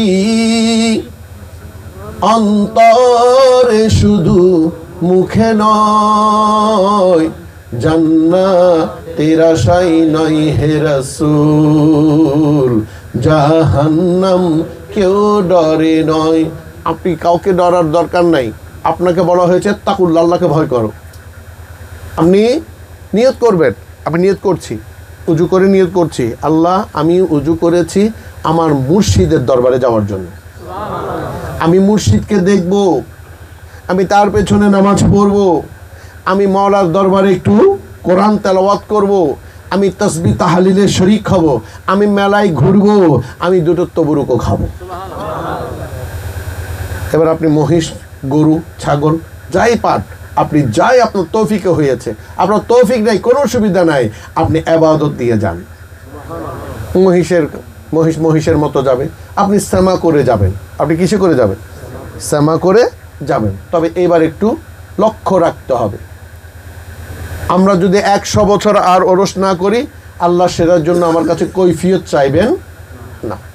আজ থেকে যদি 100 বছর ওরস না করি, এই না করি সেই না করি, সেটার কোনো কৈফিয়ত আল্লাহ চাইবেন না। ফামান ইয়ামাল মিসকালা যাররাতিন খায়রান ইয়ারা ওয়া মান ইয়ামাল মিসকালা যাররাতিন শাররান ইয়ারা। জররা হিসাবের মধ্যে আমাকে জিজ্ঞেস করা হবে না তুমি কেন ওরস করনি, কেন করলে না, না করলে না কেন, এই ধরনের কোনো প্রশ্ন আমাকে করা হবে না।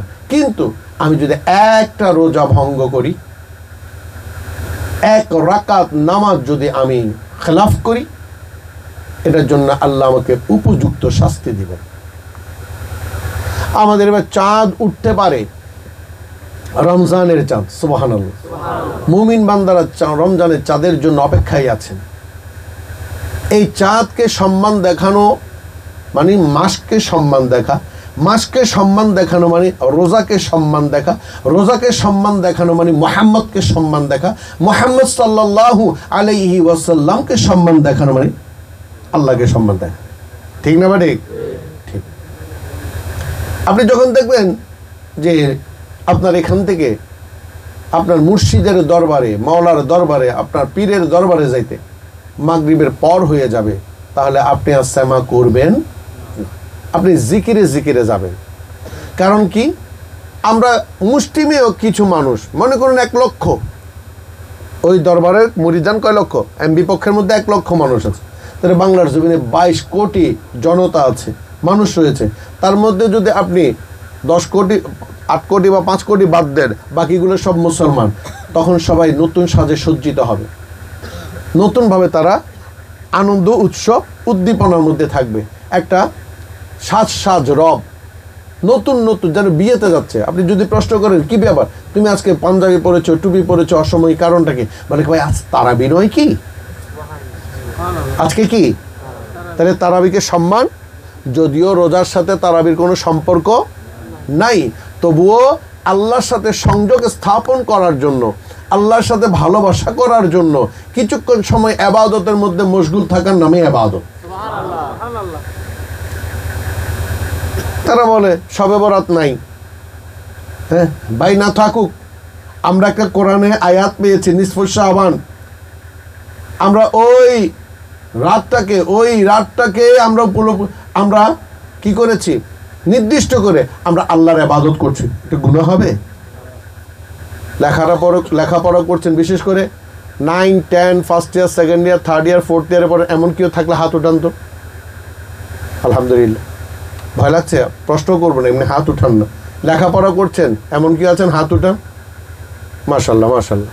আচ্ছা ভাই, আপনাদের কাছে ছোট্ট একটা প্রশ্ন, না কিতাব থেকে প্রশ্ন নয়, মনে করুন সব কিছুর তো আর কোরআন হাদিসে নাই, ঠিক না? সব কিছু কোরআন হাদিসে থাকে না। মনে করুন আল্লাহ না করুক, আমি জানি না, আল্লাহ সবাইকে হেফাজত করুক, হায়াত তৈয়বা দান করুক, হঠাৎ করে আপনার মা মারা গেল 2025 সালে 27শে ফেব্রুয়ারি, রোজ বুধবার বা বৃহস্পতিবার আপনার আম্মা মারা গেল। 2026 তারিখ, 2026 সাল, ওই 27শে ফেব্রুয়ারি যেদিন আসবে, আপনার কি আপনার মায়ের কথা মনে পড়বে না? না, আপনারা যদি বলেন ভাই এটা মনে করাটা জায়েজ নাই, মনে করবো না, কোনো অসুবিধা নেই। কিন্তু আপনার কি মনে হয়, বিবেকবান যদি হয়ে থাকেন আর কি, কিছু জ্ঞান যদি আপনি অর্জন করে থাকেন, সত্যি জ্ঞান, নূর আল ইলমু নূরুন, নূরি জ্ঞান যদি আপনি অর্জন করে থাকেন, আপনার বিবেক কি বলে? ওই দিন আসলে কি আপনার দু চোখের পানি ঝরবে না? আজ এমন দিনে আমার মা আমার কাছ থেকে বিদায় নিয়েছে।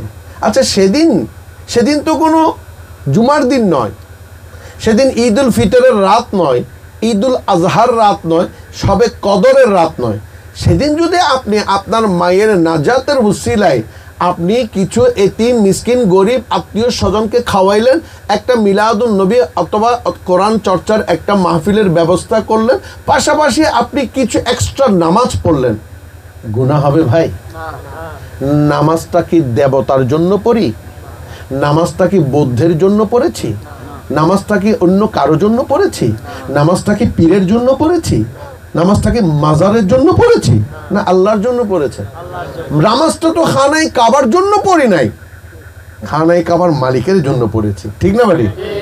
এবার আপনি বলুন, এখানে বেদাত বা শিরিকের কি দেখলেন? জানি না। যদি আপনি না দেখে থাকেন তাহলে বুঝতে পারি যে আপনার ইলমটা আসলে কিছুটা নূরে পরিণত হয়েছে, আপনার ইলমটা নূরে পরিণত হয়েছে। তাইলে আপনি এই স্মরণ করে কিছু খাওয়ালেন, একটা মাহফিলের ইন্তজাম করলেন, একটু এক্সট্রা নামাজ আদায় করলেন, এটা যদি আপনি মনে করেন আপনার মায়ের ইসালের সওয়াব হবে, এটা আপনার মায়ের জন্য লাভবান, পাশাপাশি আপনার জন্য লাভবান। আপনি নামাজ পড়েছেন, আল্লাহ আপনার উপর খুশি হয়েছে, সুবহানাল্লাহ। তাহলে এখানে শিরিকের কি দেখলেন? এখানে বেদাতের কি দেখলেন? নবী মুস্তাফা সাল্লাল্লাহু আলাইহি ওয়াসাল্লামা দব বাজিয়ে সেমা করেছেন, এখন মডিফাই হয়েছে, হয়নি? আজকে যিনি কে বা কাহারা, যিনি বা জিনে, যে বা যিনি কি বলেছেন? সেমা ঢোল বাজিয়ে হারমোনিয়াম বাজিয়ে সেমা করাটা জায়েজ নাই। আরে কত বড় ব্যাক্কেল হলে কথাগুলো বলতে পারে, কত বড় শুধু জ্ঞানী, সে নূর অর্জন করতে পারেনি। মেহেরবানি করে আপনারা যারা স্টুডেন্ট আছেন একটু করে আমার বাম পাশে দেখুন তো, কি দেখা যায়? কি দেখা যায়? সাউন্ড দেখা যায়, প্যান্ডেল দেখা যায়, লাইটিং দেখা যায়। ডান পাশে দেখুন, সাউন্ড দেখা যায়, লাইটিং দেখা যায়, প্যান্ডেল দেখা যায়। উপরে দেখুন, কারুকার্য খচিত প্যান্ডেল দেখা যাচ্ছে। পেছনে দেখুন, কারুকার্য খচিত স্টেজ দেখা যাচ্ছে, ঠিক না বা ঠিক? আমার সামনে এটা কি? স্পিকার, মাইক নয়, এটাকে বলা হয় স্পিকার। আচ্ছা ভাই, একজন পেছন থেকে করছে, আমি এখন সামনে থেকে করি, এটাকে কি বলা হয়? আচ্ছা, আল্লাহ রসুল কি এটা ছিল? আল্লাহ রসুলের জমানায় ছিল? বেয়াক্কেল মৌলানা, তুমি এটা ব্যবহার করো কোনো? বেয়াক্কেল মৌলানা, তুমি এটা দিয়ে কথা বলো কোনো? বেয়াক্কেল মৌলানা, তুমি সাউন্ড বক্স ইউজ করো কোনো? বেয়াক্কেল মৌলানা, তুমি প্যান্ডেল করো কোনো? বেয়াক্কেল মৌলানা, তুমি স্টেজ সাজাও কি কখনো? যদি করে থাকো, ওগুলো তো ছিল না। আমি জ্ঞানীদের উদ্দেশ্যে বলছি, ওই জমানে কি এগুলো ছিল? ভাই কি সুন্দর সুন্দর আপনাদের চুলের style, bob cut, pop cut, mop cut, Messi cut, তারপর আর কি কাট আছে? Ronaldo cut. আচ্ছা, ওইগুলো কি ছিল?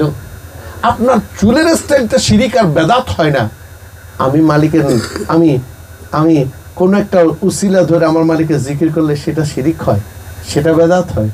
আপনি কান সাজিয়ে রাখেন স্টাইল করে, আপনি হাতে চুড়ি পরেন, এটা কি বলে?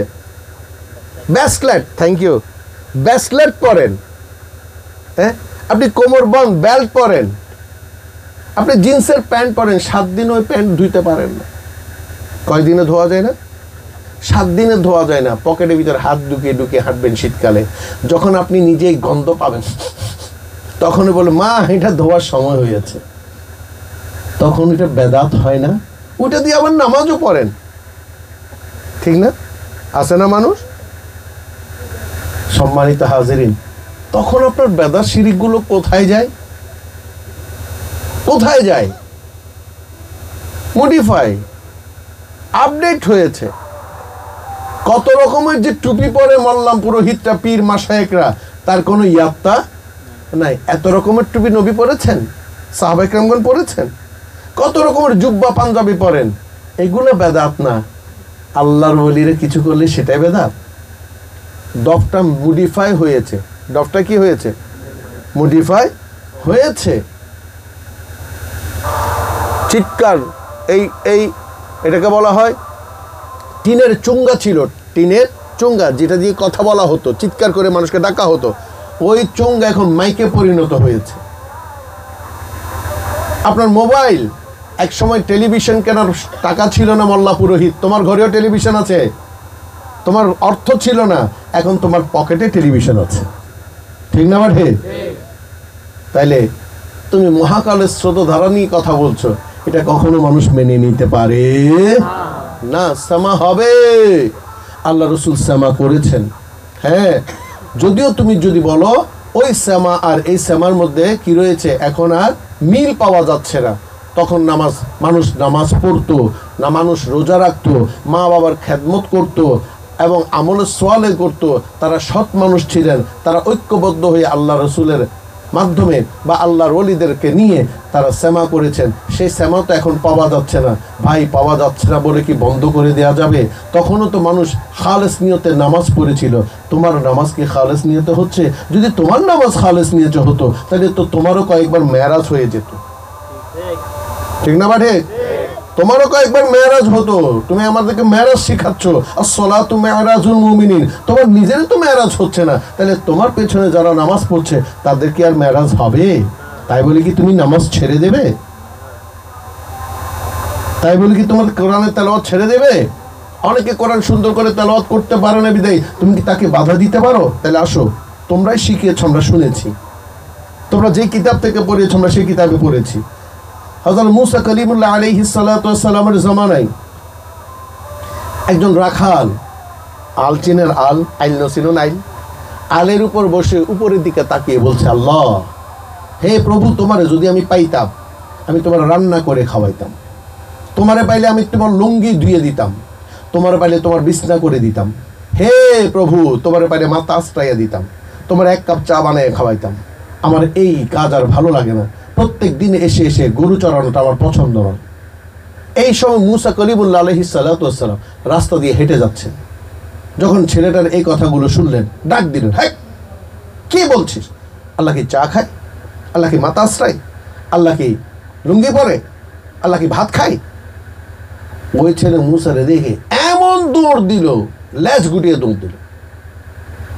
সঙ্গে সঙ্গে আল্লাহ মুসা কলিমুল্লাহ আলাইহিস সালামের কাছে ওহী নাজিল করলেন, মুসা, কেন তুমি আমার জিকিরকারীকে দূরে সরিয়ে দিলে? সে তো আমার সম্পর্কে জানে না, কিন্তু সে আমাকে বিশ্বাস করে, সে আমাকে ভালোবাসে, তুমি কেন তাকে দূরে সরিয়ে দিলে? কেন আমার জিকির থেকে তাকে দূর করে দিলে? সম্মানিত হাজিরিন, কথাটা আমি এইভাবে বুঝাতে চাচ্ছি, আমরা জানছি না, আজ জানছি না, হয় কাল জানবো। আমরা জানাচ্ছি, যারা পীর মাশায়েখরা আছেন তারা জানাচ্ছেন। আজকে মসজিদের মধ্যে যদি ছোট ছেলে মেয়েগুলো এসে হই হুল্লা না করে, তাহলে তাদের সাথে মসজিদের সম্পর্ক সৃষ্টি হবে না। তুমি জানো না মোল্লা পুরোহিত, একটু জেনে রেখো, স্কুলের মধ্যে একটা ক্লাসের নাম হচ্ছে প্লে গ্রুপ। আপনাকে বিরক্ত হচ্ছেন? আমি ছেড়ে দিব, আমার আরেকটা প্রোগ্রাম রয়েছে। একটা স্কুলের একটা ক্লাসের নাম হচ্ছে কি? Play group. আপনারা আশা করি আমার চাইতে ভালো জানেন। ওই প্লে গ্রুপে কিন্তু পড়ালেখা হয় না, সেখানে নাচ গান বেশি হয়। সেখানে নাচ গানের পাশাপাশি ছড়া শেখানো হয়। অনেককে দেখলাম যে আমরা শিখবো না, হাট্টি মাট্টি শিখবো এখন একবার আলিফ লাম মিম। আমি তাদের সাথে কিন্তু একমত নই। আমরা আলিফ লাম মিমের পাশাপাশি আমরা কি শিখবো? হাট্টি মাট্টিম টিমও শিখবো। আমার যুক্তি আছে, আপনারা পারলে আমার যুক্তিটা ভেঙে দেন। দেখুন, হাট্টি মাট্টিম টিম, তারা মাঠে পারে ডিম, তাদের খাড়া দুটো শিং, তারা হাট্টি মাট্টিম টিম। এগুলো আসলে কোনো পড়ালেখা নয়। হাট্টি মাট্টিম টিম নামে পৃথিবীর জমিনে কোনো পশু আছে বলে আমাদের জানা নেই। তারা কখনো মাঠে ডিম পাড়তে আমরা কখনো দেখি, আমার দাদা দেখে নেয়, দাদার দাদাও দেখে। এখন কথা হচ্ছে কেন পড়ানো হয় সেগুলো মুখের আল ভাঙা হয়, জিহ্বাটাকে সহজ করা হয়, কথাগুলো যেন বলতে সুবিধা হয়, আলিফ লাম মিম পড়তে যেন সহজ হয়। মোল্লা, তুমি বিজ্ঞান বুঝো না, তুমি বিজ্ঞান বুঝো না। বিজ্ঞান বুঝলে কখনো কথাটা তুমি বলতে পারতে না।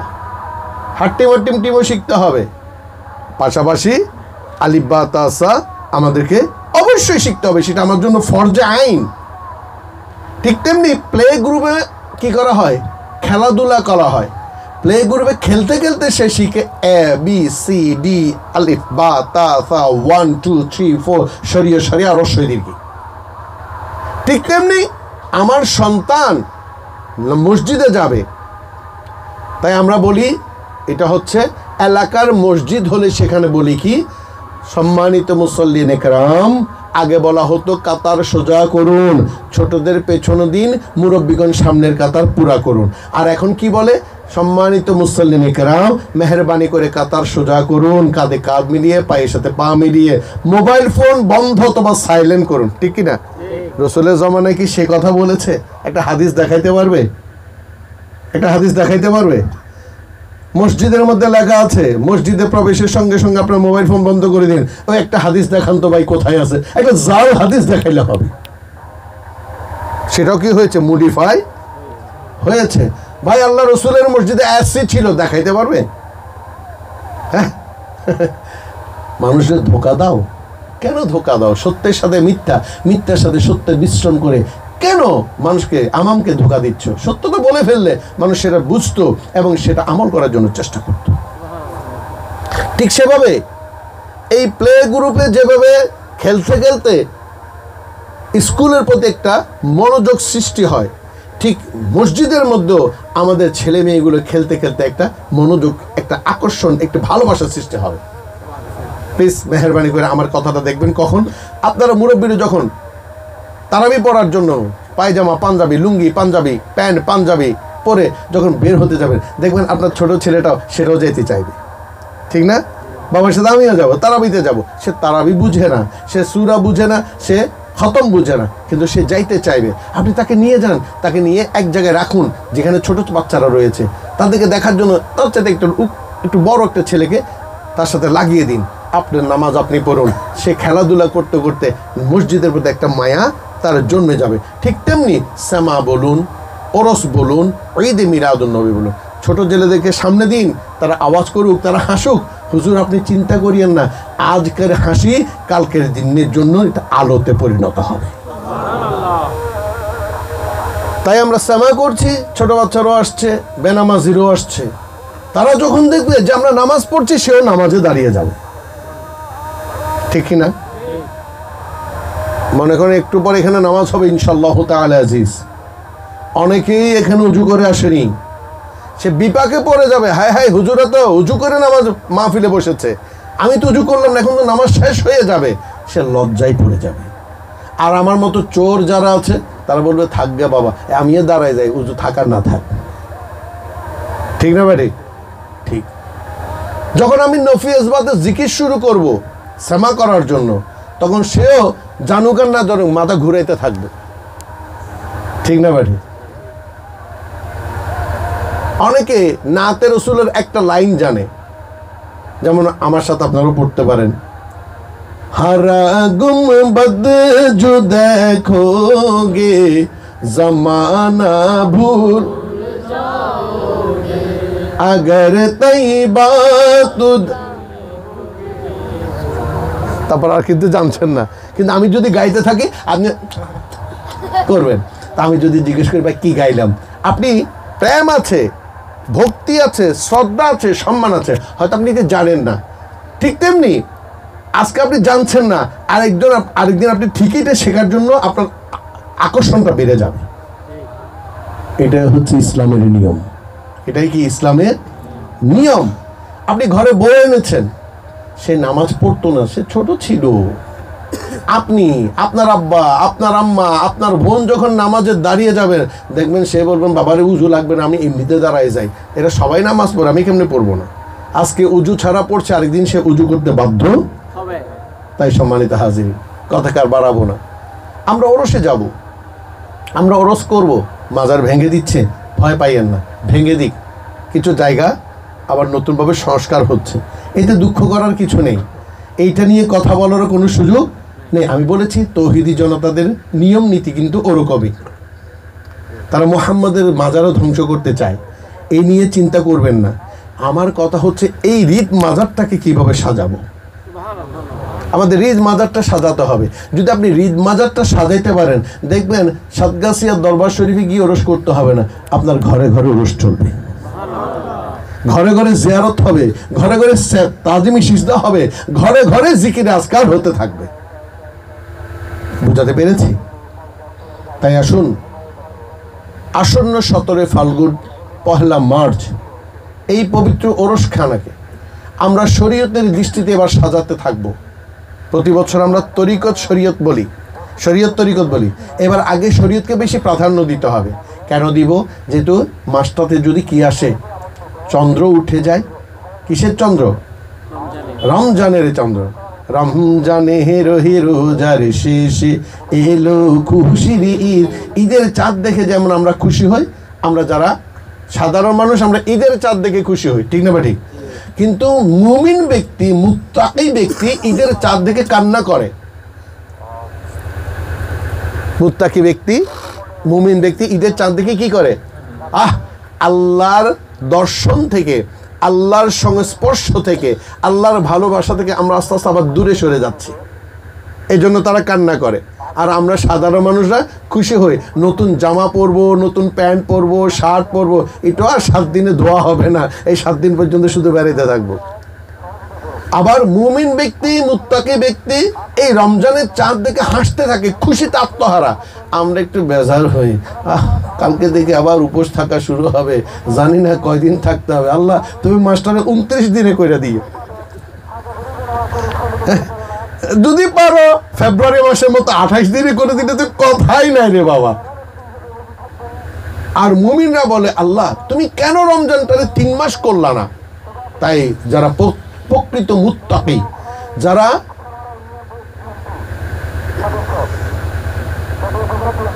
মুহাম্মদী আদর্শে আদর্শিত, যারা হাকিকতান গোলামে মুস্তফা, তারা 3 মাস রোজা রাখতো। রজব, শাবান, রমজান। সুবহানাল্লাহ। তারা কয় মাস রাখতো? 3 মাস রোজা রাখতো, তারা যেন রমজানের স্বাদটা আস্বাদন করতে পারে। আর আমরা যারা সাধারণ, আমরা চাই কোনো মতে মাসটা যাক, ওই রমজান মাস হোক আর না হোক, ক্রাম বোর্ড খেলে, ছক্কা খেলে বা মোবাইল গুতিয়ে আমরা কোনো মতে মাসটা কাটিয়ে দিব। আর মুমিনরা সারা রাত সারা দিন আল্লাহ জিকিরের মধ্যে কাটিয়ে দেয়। আমরা মোবাইল দেখি, আমরা ক্রাম বোর্ড খেলি, আমরা ছক্কা খেলি, আমরা তাস খেলা খেলি, আমরা নিউ মার্কেটে ঘুরে ঘুরে আমাদের রাতটা কাটিয়ে সেহেরি খেয়ে ঘুমাই। আর সকালে 10টা-11টা বাজে উঠে জোহরের নামাজ পড়ি, আসর মাগরিব পড়ে ইফতার করি। হুজুর আপনি কি বলবেন, আমাকে রোজা রাখতে মানা করবেন? আমার রোজাটা তো হলো না, তাই বলে কি মানা করবেন? আজ আমি সেভাবে রাখছি, একদিন দেখবেন আমার এখানে কি আসবে, একটা সিম্পেথি, একটা কষ্ট, একটা দুঃখ, একটা যন্ত্রণা আমাকে খুঁড়ে খুঁড়ে খাবে। হাই মুমিন বান্দাগণ, তারা কত সুন্দর করে আজকে রোজা রাখছেন।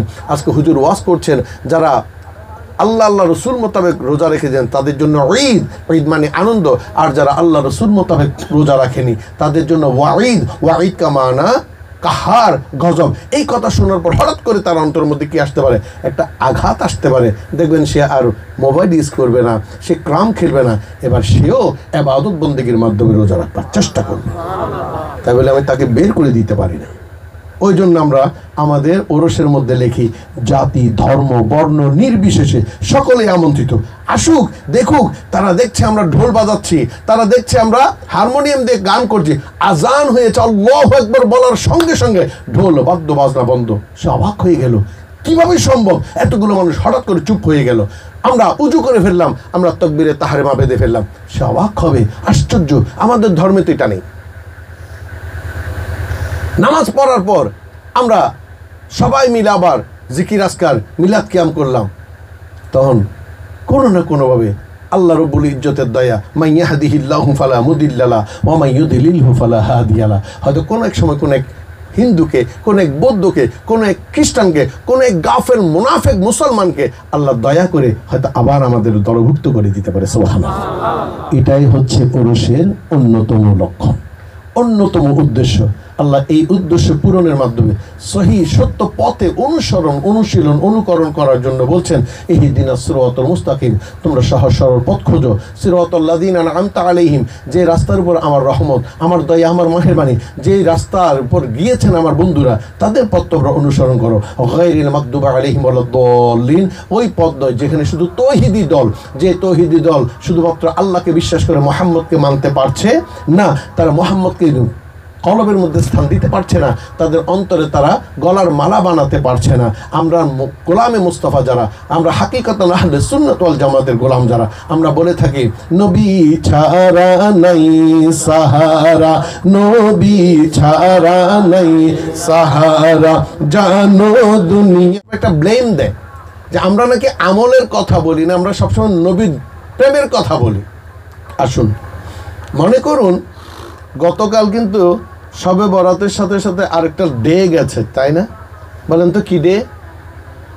বলবে না? আচ্ছা আমি বলি, ভ্যালেন্টাইন্স ডে, ভালোবাসা দিবস। তা আপনারা কি কোনো মেয়েকে ভালোবাসেন? কে জানে? আমি ভালোবাসি, আমি একটা মেয়েকে ভালোবাসি। আমার মেয়েটার নাম হচ্ছে প্রথমত মুহাম্মদ রাসূলুল্লাহ সাল্লাল্লাহু আলাইহি ওয়াসাল্লাম। তাকে আমি মেয়ের মতো ভালোবাসি, নারীর মতো ভালোবাসি, ভালোবাসার মতো ভালোবাসি। আমি নারী রূপ দিয়ে তাকে ভালোবাসি। কারণ কি জানেন? কারণ ওই নারীটিকে পাওয়ার জন্য, তার সাথে ভালোবাসা করার জন্য, প্রেম করার জন্য, তার ভালোবাসা নেওয়ার জন্য আমি নয়, লক্ষ লক্ষ সাহাবা পাগল ছিলেন। তাই তাকে মাঝে মধ্যে আই লাভ ইউ বলি। আর আই লাভ ইউ আমি নয়, আহলে সুন্নাত ওয়াল জামাত যারা, তারা বলেন নারে রিসালাত ইয়া রাসূলুল্লাহর মাধ্যমে। এখন হুব্বে রসুল মানে কি? মনে করেন আমি সিগারেট খাই, সাথে পানও খাই, মাঝে মধ্যে পাইলে হুক্কাও টানি। এখন আমার ওই প্রেমিকা কিন্তু আমার মুখের গন্ধটা সহ্য করতে পারে না। সে আমাকে বারবার বলে তুমি সিগারেট খাও কেন? আমি তো সেটা পছন্দ করি না। ওই প্রেমিকার মন পাওয়ার জন্য সিগারেট ছেড়ে দেওয়ার নাম হচ্ছে ঈমান, ইসলাম। ওই পান ছেড়ে দেওয়ার নাম হচ্ছে ইসলাম। ঠিক মুহাম্মদ রাসূলুল্লাহ সাল্লাল্লাহু আলাইহি ওয়াসাল্লামের প্রেম শব্দের অর্থ হচ্ছে আমার নবী যেটা পছন্দ করেন সেটা কাজ, সেই কাজগুলো করার নামে হচ্ছে ইসলাম। আর আমার মুহাম্মদকে ভালোবাসার নাম হচ্ছে ঈমান। হুব্বে রসুলের মধ্যে আমল চলে আসে। আমার রসুল যা পছন্দ করেন, কি কি পছন্দ করেন? নামাজ, রোজা, হজ, যাকাত তো পছন্দ করেন, মা বাবার খেদমত পছন্দ করেন, সত্য কথা বলা পছন্দ করেন, দুশমনে মুস্তাফা থেকে ঈমানকে হেফাজত করাও পছন্দ করেন। ঠিক কিনা? এই হুব্বে রসুল যদি আপনি অন্তরে জাগ্রত করতে না পারেন, আপনি থাকবেন তৌহিদি জনতা। আর আপনি যদি হুব্বে রসুল জাগ্রত করতে পারেন, আপনি গোলামে মুস্তাফা। তৌহিদি জনতা বলতে নারে তাকবীর, আল্লাহু আকবার। ওই যে বললাম আব্দুল মুত্তালিব আল্লাহকে জানতেন, বুঝতেন, আল্লাহকে মানতেন। আবুল আহাবও মানতেন। আবুল আহাবও সে আল্লাহকে মানত। আপনারা একটু করে ইতিহাস পড়ে দেখবেন তারা খানায়ে কাবা তওয়াফ করত। আপনারা ইতিহাস পড়বেন মেহেরবানি করে। যদি আপনাদের বই না থাকে বা আপনারা ভুলে যান, মেহেরবানি করে আমার বাড়ির মেহমান হবেন একদিনের জন্য, ইনশাআল্লাহ তাআলা আজিজ। যতটুকু সম্ভব আমি আপনার মেহমানগারি করব। এটাও সুন্নত রাসূলুল্লাহ। দেখবেন তারা খানায়ে কাবা তওয়াফ করত, কিন্তু রসুলকে মানত না। তারা খানায়ে কাবা হাজর আসওয়াদের চুম্বন খাইত, কিন্তু রসুলকে মানত না। এই হচ্ছে তৌহিদি জনতা, যারা নবীর শানে বেয়াদবি করবে, নবীদেরকে হত্যা করবে। আপনি দেখবেন বনি ইসরাইলীগণ অসংখ্য নবীকে হত্যা করেছে। এই তৌহিদি জনতার মানুষগুলা যুগে যুগে এসে এসে তারা পরিণত হয়েছে এজিদি বংশধর। ঠিক না বাড়ি? তারা কোন বংশে? এজিদের ঊর্ধ্ব নিম্ন বংশধরে পরিণত হয়ে তারা নবীর আওলাদকে হত্যা করেছে। বর্তমানে এসে তারা মাজারও ভেঙেছে, আবার আল্লাহর অলি বা পীর মাশাইখদের উপর আক্রমণও করছে। ঠিক না মানে? এরাই হচ্ছে তৌহিদি জনতা। আর গোলামে মোস্তফা কাউকে একটা টুকাও দিতে পারে না। একটা কথা বলি, আহলে সুন্নাত ওয়াল জামাত ইসলামিক ছাত্র সেনা কখনো কাউকে হত্যা করেছে শুনেছেন? তাদের বয়স প্রায় 50 বছর হয়ে যাচ্ছে। তারা কখনো কাউকে হত্যা করতে পারে কারণ তাদের নিয়মের মধ্যে সেগুলা, তারা বলি আল্লাহ মানে, তারা নবী মানে। আবার ওইগুলো না, যারা মাজার ভিত্তিক সুন্নি মানে না, তারা নয়। যারা প্রকৃত ওলি আল্লাহর অনুসারী সুন্নি, যারা প্রকৃত মাজারওয়ালা সুন্নি, তারা মাজারওয়ালা থেকে শিখেছে যে নিজের জন্য কারো উপর অত্যাচার করা যাবে। এটাই হচ্ছে আমাদের তরিকতের শিক্ষা। আল্লাহ বুঝার তৌফিক দান করুক, আমিন। আল্লাহ আমাদেরকে গোলামে মুস্তাফা বানার তৌফিক দান করুক, আমিন। ওয়া মা তৌফিকি ইল্লা বিল্লাহ ওয়া মা আলাইনা ইল্লা আল বালাগুল মুবিন। আসসালামু আলাইকুম ওয়া রাহমাতুল্লাহি তাআলা ওয়া বারাকাতুহু।